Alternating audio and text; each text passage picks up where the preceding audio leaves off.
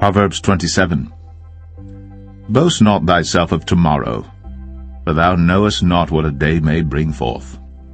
Let another man praise thee, and not thine own mouth, a stranger, and not thine own lips. A stone is heavy, and the sand weighty, but a fool's wrath is heavier than them both. Wrath is cruel, and anger is outrageous, but who is able to stand before envy? Open rebuke is better than secret love. Faithful are the wounds of a friend, but the kisses of an enemy are deceitful.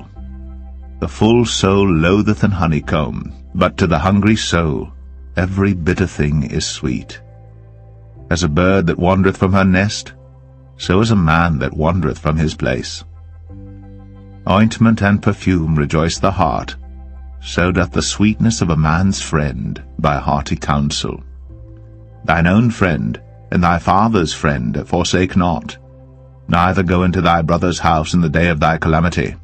For better is a neighbor that is near than a brother far off. My son, be wise, and make my heart glad, that I may answer him that reproacheth me. A prudent man foreseeth the evil and hideth himself, but the simple pass on and are punished. Take his garment that is surety for a stranger, and take a pledge of him for a strange woman. He that blesseth his friend with a loud voice, rising early in the morning, it shall be counted a curse to him. A continual dropping in a very rainy day, and a contentious woman are alike. Whosoever hideth her hideth the wind, and the ointment of his right hand which betrayeth itself. Iron sharpeneth iron, so a man sharpeneth the countenance of his friend. Whoso keepeth the fig tree shall eat the fruit thereof, so he that waiteth on his master shall be honored. As in water face answereth to face, so the heart of man to man. Hell and destruction are never full, so the eyes of man are never satisfied. As the refining pot for silver, and the furnace for gold, so is a man to his praise.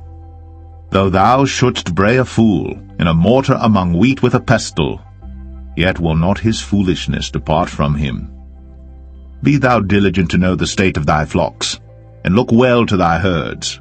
For riches are not for ever, and doth the crown endure to every generation? The hay appeareth, and the tender grass showeth itself, and herbs of the mountains are gathered.